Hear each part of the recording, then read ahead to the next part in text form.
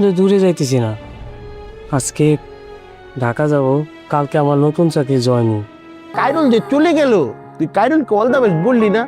আসসালামু আলাইকুম বন্ধুরা, ওয়েলকাম টু আওয়ার চ্যানেল। আজকে কথা বলবো দেনা পাওনা নাটকের আসন্ন 120 নাম্বার পর্ব নিয়ে।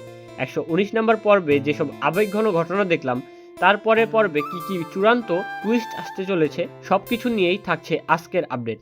গত পর্বে আমরা দেখেছি হোসেন আর সালমার বিয়ের কথাবার্তা অনেক দূর এগিয়ে গেছে। সালমার সরলতা আর সত্যবাদিতা হোসেনের মনে দাগ কেটেছে।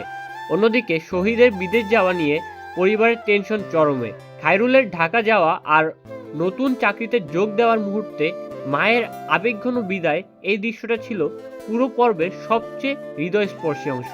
বিশেষ করে খায়রুলের মায়ের সংলাপ, মায়ের ডাকে কোনো অমঙ্গল হয় না, এই ডায়লগটা দর্শকদের মন কাঁপিয়ে দিয়েছে। এবার আসি সবচেয়ে গুরুত্বপূর্ণ অংশে। আগামী পর্বে কি হতে পারে? হোসেন কি শেষ পর্যন্ত সালমাকে বিয়ে করার সিদ্ধান্ত নেবে? বয়স আর সামাজিক অবস্থান নিয়ে তার দ্বিধা কি কাটবে, নাকি পরিবারে কেউ নতুন বাধা সৃষ্টি করবে?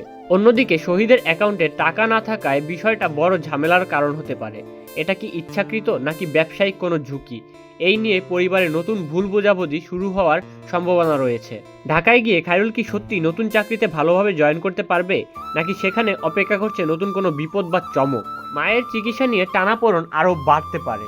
শহীদ যদি সময় মতো টাকা পাঠাতে না পারে, তাহলে পরিবার বড় আর্থিক সংকটে পড়বে। গুঞ্জন আছে পরবর্তী পর্বে একটি বড় ভুল বোঝাবুঝি পরিবারকে দুই ভাগে বিভক্ত করে দিতে পারে।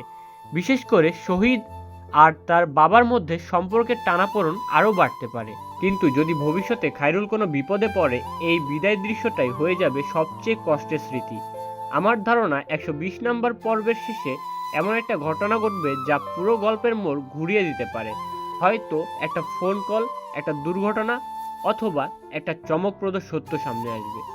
তোমরা কি চাও হোসেন আর সালমার বিয়ে হোক, নাকি শহীদের ট্র্যাকটাই এখন সবচেয়ে গুরুত্বপূর্ণ? আপনাদের মূল্যবান মতামত আমাদেরকে কমেন্টের মাধ্যমে অবশ্যই জানাতে ভুলবেন না। আর চ্যানেলটি সাবস্ক্রাইব করে না থাকলে এখনই সাবস্ক্রাইব করে বেল আইকনটি অন করে দিন। তো বন্ধুরা, দেখা হবে পরের একটি ভিডিওতে। ততক্ষণ পর্যন্ত আল্লাহ হাফেজ।